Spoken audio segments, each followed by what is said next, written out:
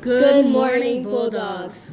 My name is from class 709. My name is Jared Johnson from class 808. Today is February 29th.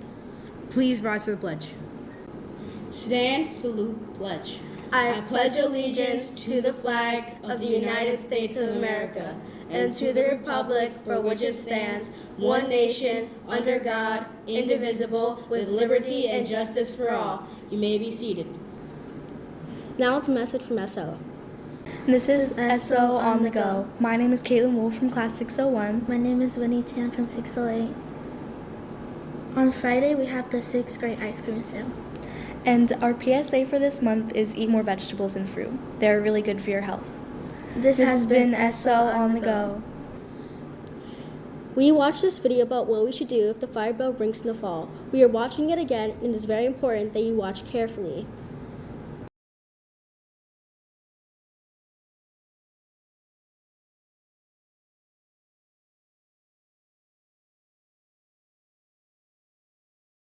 There are many reasons in which a school evacuation may be necessary.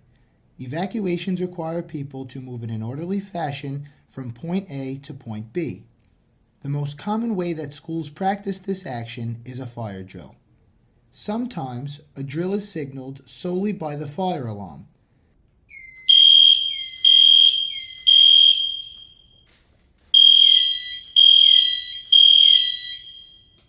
In some cases, specific directions will be announced over the PA system. In a few minutes, we will be conducting an outdoor fire drill. Please remember to follow normal procedure throughout the drill. Please keep in mind the seriousness of a fire drill and the importance of your full cooperation. Attendance will be taken, so be sure to stay with your class at all times. At the sound of the bells, please follow your teacher's direction and proceed quickly and quietly. Thank you. Be sure to follow the proper GRP and the evacuation route as outlined in the classroom posters. All staff, students, and visitors are required to evacuate the building during a drill or an emergency. During an evacuation, teachers are trained to secure the classroom evacuation folder that contains the attendance sheet and the set of assembly cards.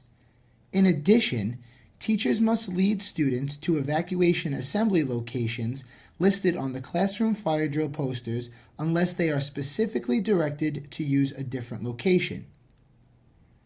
Also, it is imperative that teachers take attendance to account for all students and use the assembly cards to indicate conditions in their area. For a physical education teacher, be sure to alert a building response team member about situations where students may be in gym attire during a cold or rainy weather evacuation. When the fire alarm sounds, students should be trained to go to the stated location with their class as identified on the classroom fire drill poster. The students should be instructed to leave their belongings behind, form a single file line, and remain silent so that they are able to listen for additional evacuation instructions. In some situations, especially in fire or smoke conditions, the fire department or law enforcement may suggest that students hold hands with the person in front and behind them, cover their heads, or crawl. These methods are for self-protection. If directed, let law enforcement see your hands. This may be expected if law enforcement is conducting a room-by-room evacuation after a lockdown. During an evacuation, the building response team is activated and a command post must be established.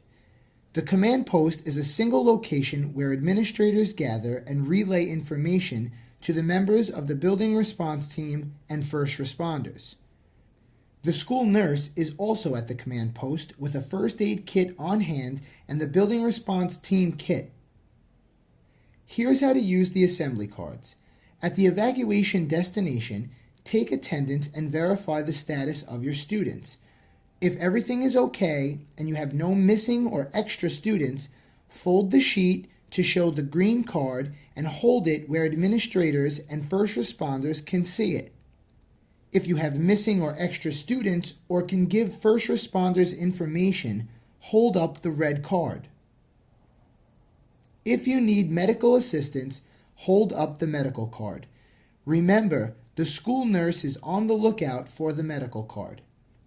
During an emergency, staff must be prepared to assist individuals who speak languages other than English. I Speak cards are available to assist adults or students in an emergency. A successful evacuation drill will result in all staff and students returning to the building in a safe and orderly fashion.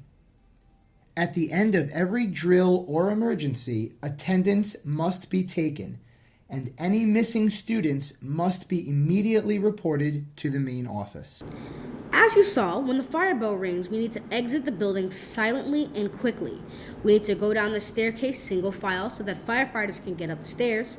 We need to stay on line outside quietly so that we can hear directions that we may be given. Remember, you should never use your cell phone if we are evacuating. If you can't go down the stairs, you need to go to the 216H, 316H, or 416H. Of course, it depends on which floor you're on. An adult will come and assist you. There may be occasions when we have to enter the building and be scanned. There is nothing to be afraid of. Students will be asked to place all metal objects on a plastic tray prior to reaching the screening checkpoint. Everyone must walk through a magnometer. The magnometer resembles a doorway and is an apparatus designed to detect the presence of metal on a person. An alarm is generated when metal is detected on the person. All of our teachers have been trained, so if you have any questions, ask right now. Make it a great day, and remember to be Bulldog strong.